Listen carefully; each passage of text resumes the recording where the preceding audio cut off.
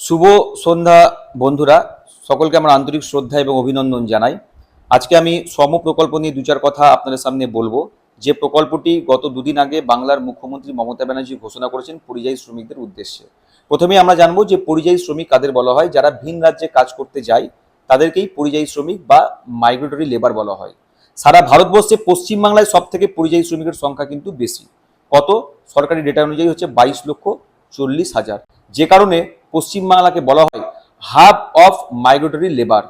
কারণ পশ্চিমবাংলা থেকে সব থেকে বেশি পরিযায়ী শ্রমিক সরবরাহ করা হয় সারা ভারতবর্ষে। যদি আপনি বাইরের কোনো রাজ্যে যান, যদি কোনো শ্রমিকের সঙ্গে দেখা হয়, দেখবেন বেশিরভাগ শ্রমিকই কিন্তু বাংলা থেকে। কিন্তু হঠাৎ করে কেন তাদের উপর প্রকল্প ঘোষণা করা হলো সে সম্পর্কে আমি আপনাকে বলছি। এই পরিযায়ী শ্রমিকরা গত 2-3 মাস থেকে বাইরের রাজ্যে, বিশেষ করে বিজেপি শাসিত রাজ্যে তাদের উপর অত্যাচার এবং নিপীড়ন করা হচ্ছে বাংলাদেশি সন্দেহে।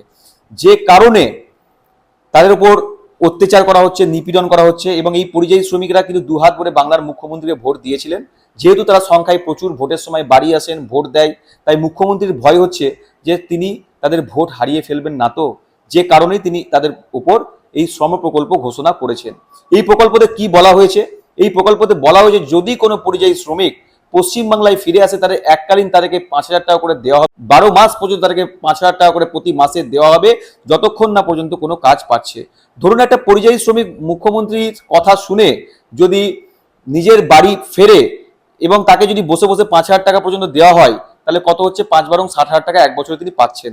কিন্তু তিনি যদি ভিন রাজ্যে সুরক্ষিত থাকতেন, তাহলে তিনি কত টাকা ইনকাম করতেন? প্রতি মাসে 25 থেকে 30,000 টাকা বা 20,000 টাকা পর্যন্ত ইনকাম করতেন। সেই সংখ্যাটা কিন্তু অনেক বেশি। তাহলে একটা বছর শুধু 5,000 টাকা করে প্রতি মাসে ইনকাম করছেন, যেটা কিন্তু অত্যন্ত কম। যে 5,000 টাকায় তার কিন্তু সংসার চলতে পারে না। মেনে নিলাম বসে বসে 5,000 টাকা করে দেওয়া হলো। আচ্ছা, এক বছর পর সে কোথায় যাবে? এক বছর যেভাবে তিনি বসে থাকবেন, তারপরে কি তার কাজ করার মন থাকবে? তার যে স্কিল বা দক্ষতা, সেটাও কিন্তু অনেকটা হারিয়ে যাবে এবং একটা বসে খাওয়ার মানসিকতাও তৈরি হতে পারে।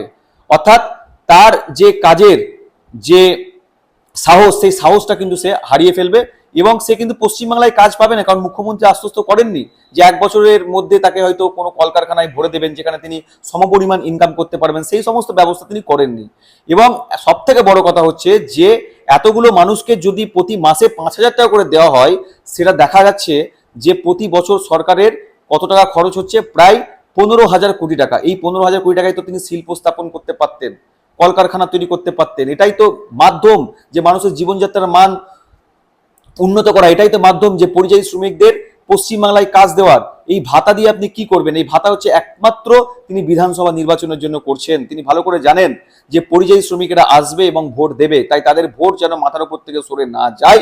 তাই এই প্রকল্প দিয়ে তাদেরকে সন্তুষ্ট করার চেষ্টা করা হচ্ছে, যাতে পুনরায় তিনি মুখ্যমন্ত্রী হতে পারেন।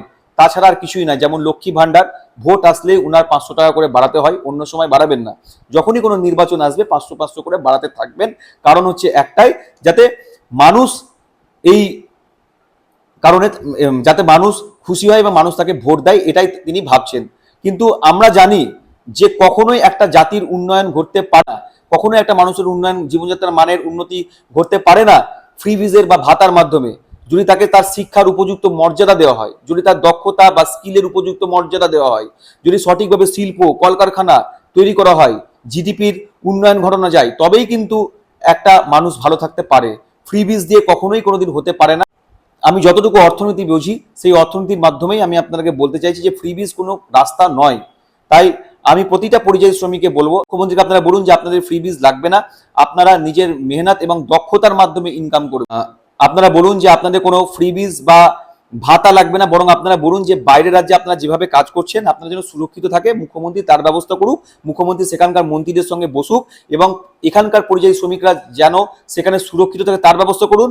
কিংবা তার ব্যবস্থা যদি তিনি করতে না পারেন, তাহলে আরেকটা ব্যবস্থা তিনি করুন, যে বাংলায় উপযুক্ত কলকারখানা তৈরি করুন এবং সমপরিমাণ ইনকাম যেন সে নিজের মাটিতে বসে করতে পারে, সেই ব্যবস্থা করুন। সেই ব্যবস্থা করলে পরিযায়ী শ্রমিকদের ভবিষ্যৎ আরো বেশি উজ্জ্বল হবে। এই বসে বসে 12 মাস পর্যন্ত 5,000 টাকা দিয়ে এই যে ভোট রাজনীতি তিনি করছেন, এতে মুখ্যমন্ত্রীর হয়তো উন্নয়ন হতে পারে, মুখ্যমন্ত্রীর ভালো হতে পারে, কিন্তু কখনোই একটা পরিযায়ী শ্রমিকের কখনো ভালো হতে পারে না। তো পারে শ্রমিকের বোঝার জন্য বলছি, দয়া করে আমার কথাটা আপনারা একটু বুঝুন এবং আপনারা ভিন রাজ্যেই কাজ করুন, যতক্ষণ না মুখ্যমন্ত্রী আশ্বস্ত করতে না পারছে যে এই রাজ্যে আপনাকে 25 থেকে 30 হাজার টাকার ইনকামের ব্যবস্থা করে দিতে পারবেন। কারণ এই বাংলায় আপনারা জানেন না আছে কলকারখানা, না আছে শিল্প। যে কলকারখানাগুলো আছে সেগুলো আছে কিন্তু বন্ধ হয়ে গেছে। আগামী ভবিষ্যৎ এই বাংলার কি, বাংলার মানুষের কাছে কিছুদিন পরই স্পষ্ট হয়ে যাবে। কারণ যেখানে শিক্ষিতদের রাস্তায় দাঁড়িয়ে আন্দোলন করতে হয়, যেখানে অশিক্ষিতরা টাকা দিয়ে চাকরি পায় তৃণমূলের নেতাদের, সেই রাজ্যে আর এর থেকে বেশি কিছু আশা করা যেতে পারে না।